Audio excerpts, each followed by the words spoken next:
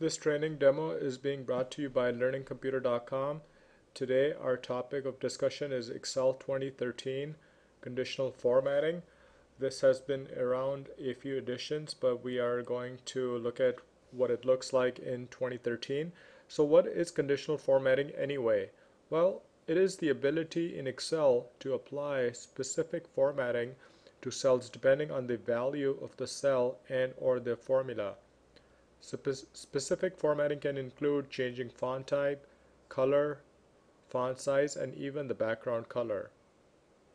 Using conditional formatting, you can analyze massive amount of data quickly for trends. So this is probably where conditional formatting can really come in handy when you're looking at a large volume of data and trying to make some sense as far as values greater than, less than, above and below average. This is where you will get the most usage out of it. In addition, you can get visual representation of the numeric figures using conditional formatting. You can also answer questions like who sold, how much, last month, last year, last quarter. And another advantage of using this type of formatting is to compare overall data to certain value and parameter, and then finally highlight the top slash bottom values and range of percents. Okay, so quite a bit you can do with conditional formatting. Today we are going to be looking at these four different types. The first one is really highlight cells. This is when you show a specific cell depending on the particular value. Okay, and we are going to look at product sales information regarding that. Then you can use top and bottom values. We will look at a gradebook application for that, and you highlight top and essentially bottom values. Also, we will look at data bars, which is kind of like the old school bar graphs. This really gives you a visual representation of numeric information. And then finally, we will take a stab at icon sets, which are kind of cool. They apply specialty icons depending on the range of value. Okay, so quite a bit we are going to look at as far as the demo. Like I mentioned, for highlighting cells, we are going to use product sales by quarter.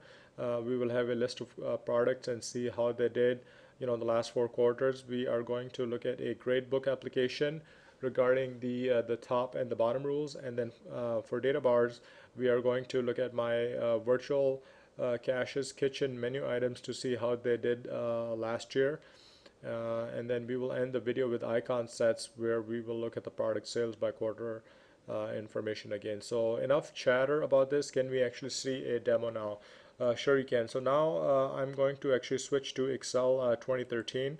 I have this information ready to go. By the way, if you're interested, you can download the Excel sheet from our website, learningcomputer.com, and we will make that available to you if you wanted to play around with this. But let's take a look at this. If you're new in Excel 2013, you'll see that they have redone the look and feel. It looks a lot more cleaner and crisp in some fashion. I'm using a trial version. Also, they have changed some of the underlying colors. So in Excel, you're getting this I'm not really sure, forest green, and then you can see in Excel, it's some kind of orange brownish color. My color vocabulary is pretty lame. So anyway, so now let's focus on our task. We are using the highlight cell rules. Here you can see in this first column I have some product information, Alice mutton, some syrup, crab meat, and whatnot. And then in the middle we can see that here are the quarters, let's say for last year. And so you can see that Alice mutton in the first quarter sold $4,208.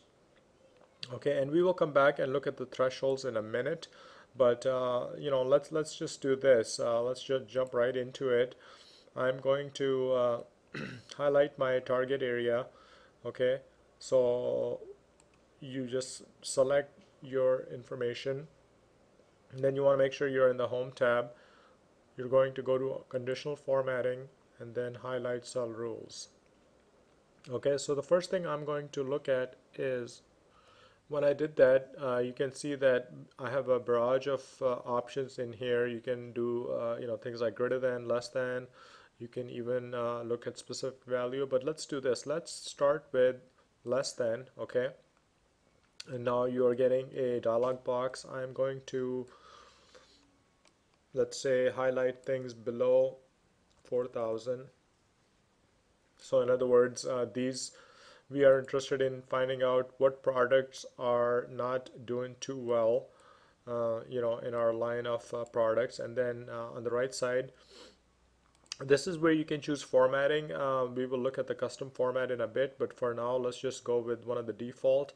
I will go ahead and select light red fill and then hit OK.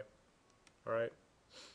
So now if I click someplace else, you can see that these are the ones that did not make the cut. So you can see, even though it's grandma's boysenberry spread, in the third quarter, this product is struggling. And then there's some definitely issues going on with the roast bratwurst, I guess you say. So that's how you do that. Now let's flip things over, and I'm interested in finding which products are doing really well. Okay, and so I'm going to look at products greater than, let's say, that sold more than 9,000. Okay, and and this time I'm going to select, let's just do a green fill. Okay, and in fact you'll notice that I've selected all of it. In fact, let me do this. I'm going to remove this formatting. I don't want to select the actual product name. So this is a good side note, that if you want to remove formatting, you go to conditional formatting, clear rules, and then clear rules from selected cells. Okay, this will take out the formatting. Now I'm going to just select my products again, just the numbers, go to conditional formatting, highlight cell rules greater than, and then let's just go with 9,000. Okay. In fact, I'm getting a lot of them. So let's just do 10,000 instead. Okay, these are the products that really did well. I'm going to select them with a green fill. Green means go. Okay, and then hit OK. So you can tell that these products did really well. Surprisingly, aniseed syrup and Boston crab meat, they are kicking butt. Okay, some of the other ones are kind of sporadic, but that's how you do conditional formatting with values. Now another point to this is that you can actually set up your thresholds. Okay, so I have listed here. You can set up a minimum threshold, maximum threshold, and then your formatting is driven by these numbers instead of putting in specific values. So let's try that. I'm going to go back to my data. Okay, I'm going to select it, and I'm going to go to conditional formatting, highlight cells less than, but this time instead of putting a number here, I'm actually simply going to click here. Okay, and you'll notice that this changed. Okay, and then I'm going to hit OK, and we can just leave the fill as is. Okay, so now you'll notice that as you're changing this number, okay, your formatting should change. So I'm selecting 2000. That should take out one of them.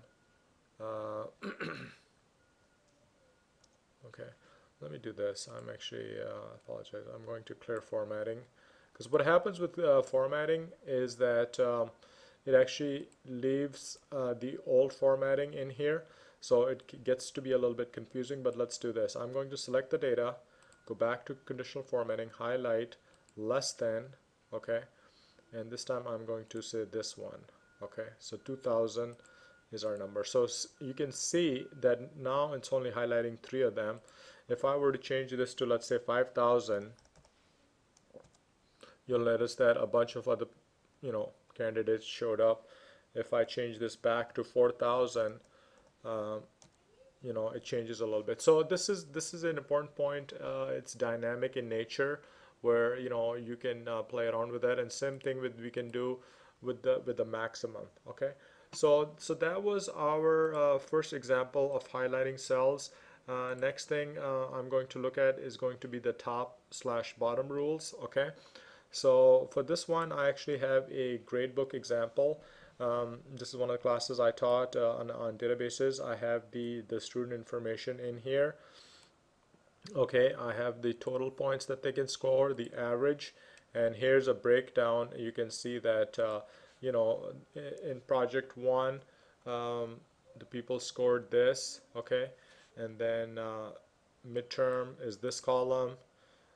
Okay, final project, the final exam, and whatnot. Okay, now down here you can notice that this basically sums up all the information that Michael scored here. So it's summing from B6 all the way to B16. Okay, so Michael scored 749, Craig scored 824. The next row has the total number of possible points, and then this one is basically a percent. So this really divides this number by this number. Okay, so that's just an overview of the numbers. What are we trying to achieve here? Well,